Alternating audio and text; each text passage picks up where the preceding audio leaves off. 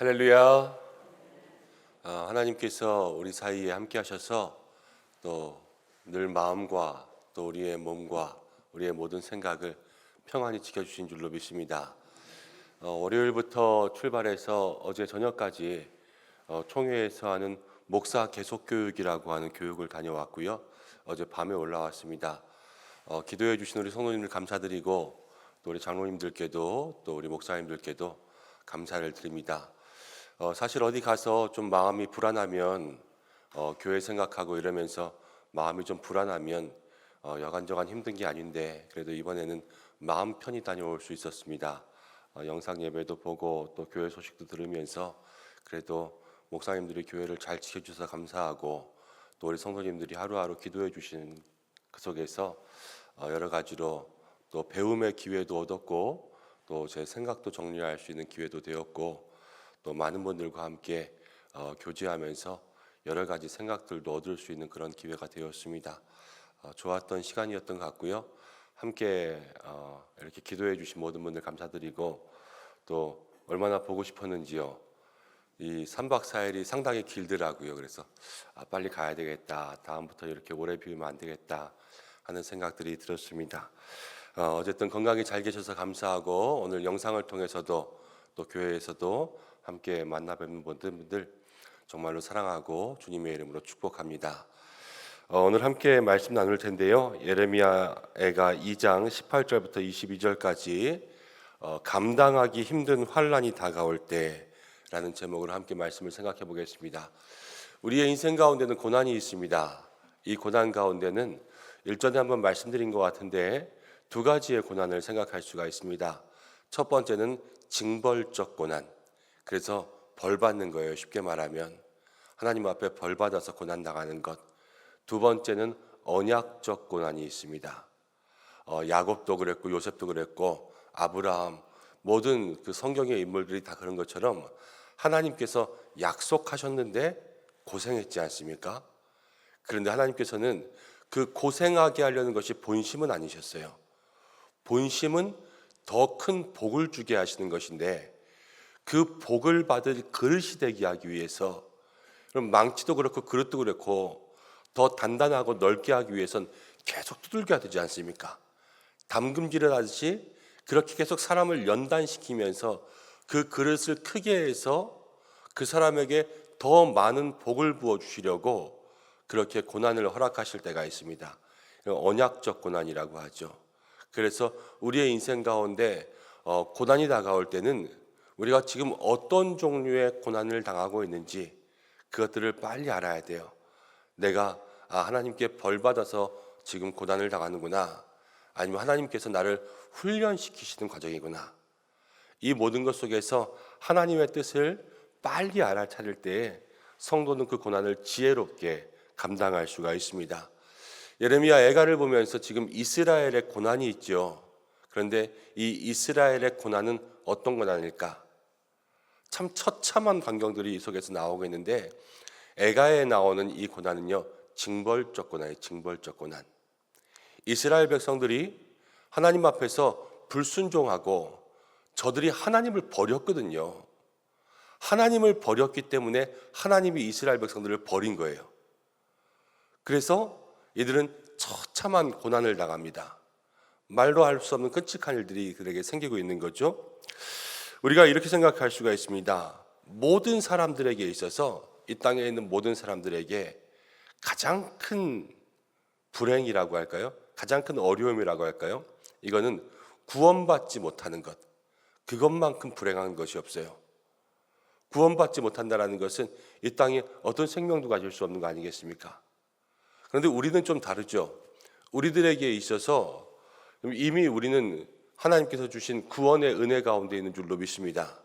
그 아들 믿고 그 예수님이 내 안에 계심으로 우리는 영생의 복을 얻고 하나님의 자녀가 되지 않았습니까? 우리에게는 구원의 문제는 이미 해결되었어요. 그렇지만 구원받은 우리들에게도 날마다 고난이 다가올 때가 있는데 이 고난이 징벌적 고난일 때가 있는 거죠. 성도들에게 있어서 가장 큰 불행은 무엇이냐면 하나님을 믿는다고 하면서도 믿고도 하나님의 뜻대로 순종하지 못해서 벌을 받는 것. 그것만큼 불행한 일이 없습니다. 믿으면 순종하고 복을 받는 것인데 신명기 28장 가운데도 하나님 앞에서 순종하여 받는 복이 있고 불순종하여서 받는 벌이 있지 않습니까? 근데 믿고 구원받았음에도 불구하고 날마다 불순종함으로써 벌을 받는 것, 그것만큼 불행한 일이 없는 것이죠. 여러분, 성도에게 있어서는 이 순종이라는 것이 큰 문제인 줄로 생각하셔야 됩니다. 사람들에게 있어서는 구원의 문제, 우리는 구원받잖아요. 구원받은 이후에는 우리에게는 어떤 문제가 있냐? 늘 순종의 문제가 있다는 것, 그것을 마음속에 기억하고 여러분 순종의 사람이 되려고 애쓰시기를 바랍니다. 이스라엘이 불순종하면서 지금 하나님 앞에 징벌적 고난을 받았어요. 그래서 처참한 삶을 살아가는데 그 처참한 삶이 어떠냐면 20절 말씀 가운데 나오는 것처럼 이들이 이렇습니다. 여호와여 보시옵소서, 주께서 누구에게 이같이 행하셨는지요? 여인들이 어찌 자기 열매 곧 그들이 낳은 아이들을 먹으오며. 정말로 고난 가운데 이 전쟁의 아픔, 그리고 굶어 죽을 수밖에 없는 그런 상황 속에서 정말 자기가 낳은 아들을 먹는 것과 같이 그렇게 심한 어려움들을 겪은 거예요. 그리고 제사장들과 선지자들이 성소에서 죽임을 당했습니다. 믿음의 땅에서 제사장들도 죽고 선지자들도 죽임당했습니다. 21절 가운데 보면 늙은이와 젊은이, 그러니까 남녀노소 할 것 없이 모두가 다 쓰러지는 그러한 일들을 당했고 처녀들과 청년들이 칼에 쓰러졌다. 다 이건 죽임을 당한 거죠. 자연사한 것이 아니라 사고사한 거예요. 죽임을 당한 것. 그런데 이게 왜 그러냐? 다 주의 진노의 날이었다는 거예요. 하나님 앞에 불순종함으로 우리가 받는 벌이 이만큼 크다, 무섭다라는 것을 이야기하고 있습니다. 근데 우리는 살아가다 보면 때로는 불순종하여서 우리도 이만큼은 아닐지라도 우리의 삶에 다른 여러 가지 모양으로 환난이 다가올 때가 있고 우리의 인생에도 감당하기 힘든 환난이 다가올 때가 얼마나 많은지 모릅니다. 각자 크기와 모양만 달라서 그렇지 저마다 사실 우리의 삶에 다가오는 고난, 죽지 못해 살 때가 있고 또 차라리 이렇게 사느니 그냥 내가 하나님 앞에 빨리 가고 말지 이런 마음 들 때가 우리 얼마나 많이 있습니까? 그런데 예레미야는 이러한 삶에 있어서도 우리에게 몇 가지 삶에 우리가 가져야 될 모습들을 제시해 주고 있는데 다시 18절 19절로 돌아가면 이렇게 이야기합니다. 그들이 마음이 주를 향하여 부르짖기를 딸 시온의 성벽아 너는 밤낮으로 눈물을 강처럼 흘릴지어다. 지금 고난당하고 있는 이스라엘, 벌받고 있는 이스라엘에게 첫 번째 이야기하는 것, 눈물을 밤낮으로 강처럼 흘려라. 이렇게 이야기하죠. 스스로 쉬지 말고 내 눈동자를 쉬게 하지 말지어다. 쉬지 말라는 거예요. 근데 무엇을? 이 눈을 쉬지 말고 계속해서 눈물을 강처럼 흘리는, 강처럼 흘리는 것.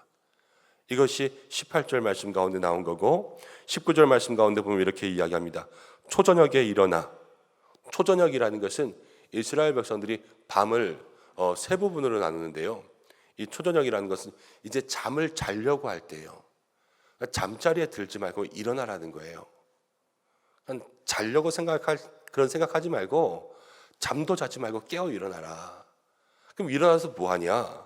부르짖어라. 그리고 내 마음을 주의 얼굴 앞에 물 쏟듯 해라. 물이라는 건 뭐예요? 조금만 기울이면 확 쏟아지는 거 아닙니까? 우리의 마음이 주님 앞에 엎드리는 순간 마음이 다 쏟아질 수 있게 그렇게 마음의 빗장을 열라는 거예요. 그냥 완전 문을 열고 그리고 갓길 허기에서 주려 기진한 내 어린 자녀들의 생명을 위하여서 주를 향하여 손을 들지어다. 이렇게 이야기하고 있죠. 여기에 6가지, 7가지 정도의 예레미야의 그런 명령이 나오는데요. 18절 말씀, 19절 말씀 두 가지를 다 종합하면 하나님 앞에 눈물을 강처럼 쉬지 말고 또 모든 눈동자를 쉬지 않게 하는 것은 우리의 삶의 회개를 촉구하는 거예요. 회개. 이 징벌적 고난을 피하는 방법은 다른 게 없습니다. 하나님 앞에 우리의 모든 것들을 회개하면서요. 정말로 눈물을 강처럼 흘릴 마음에 그러한 준비를 하고 하나님 앞에 나아가야 돼요. 그리고 19절에 기도하는 거죠. 초저녁에 일어나 잠을 잘 생각하지 말고 일어나서 부르짖어라. 누구한테 부르짖습니까? 하나님에게 부르짖는 거죠.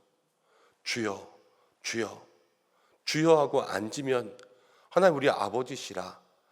우리의 마음을, 아버지가 자녀의 마음을 알듯 그렇게 다 알고, 고난 가운데 때로는 기도도 안 나올 때 많지 않습니까? 그러나 아버지 하고 눈물을 흘리며 그 앞에 앉기만 하면 우리 하나님이 아시는 줄로 믿습니다.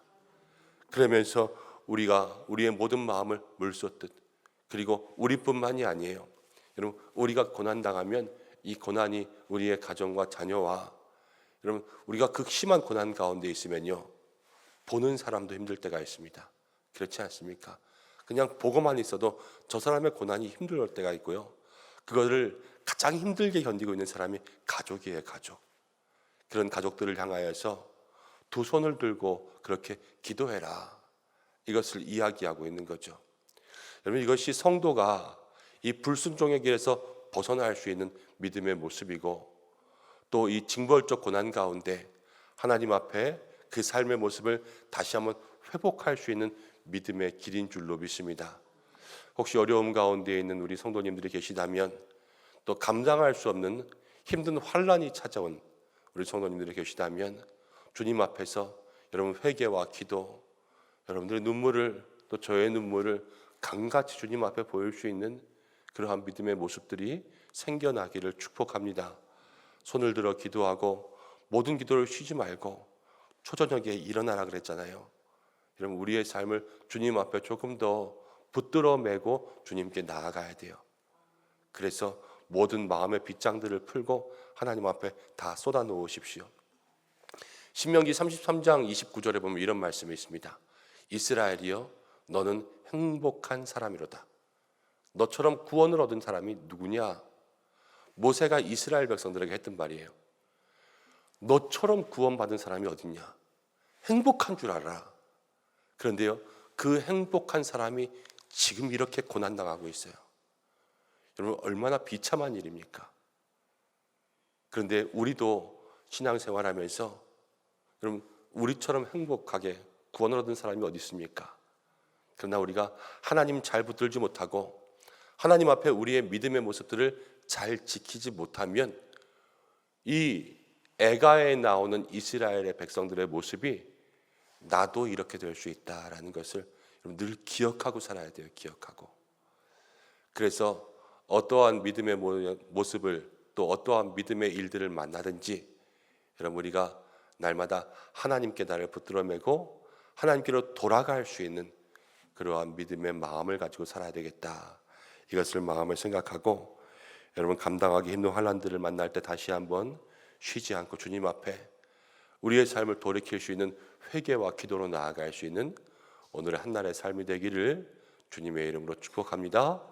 하나님께서 반드시 응답하시고 나의 힘이 되신 여호와, 피할 바위 반석, 우리 하나님께서 우리 성도님들 다 건져주시고 다시 한번 회복시켜 주실 줄로 믿습니다. 성경은요, 징계의 책이 아니에요. 성경은 회복의 책이에요. 회복. 우리가 지금 고난을 보고 있지만 성경이 고난이 끝이라면 아무도 믿을 사람이 없을 겁니다. 그렇지만 고난 가운데 예수님 주시고 성도의 환난 가운데 천국이 있고 하나님은 우리에게 소망을 주시지 않습니까? 하나님께서 우리에게 주시는 이 은혜를 마음 가운데 간직하고 오늘도 믿음의 힘을 낼 수 있는 저와 여러분들 되시기를 주님의 이름으로 축복합니다. 함께 기도하겠습니다. 고마우신 아버지 하나님, 오늘 말씀을 통하여서 우리에게 다시 한번 힘을 내라 말씀하시는 줄로 믿습니다. 처참한 고난의 환경들, 또 끔찍한 이스라엘의 모습들을 바라보오나 하나님의 본심은 이것이 아니라 우리를 회복케 하시고 우리를 경고하사 이 이스라엘의 고난을 당하지 않게 하시려는 하나님의 뜻이 있는 줄로 믿습니다.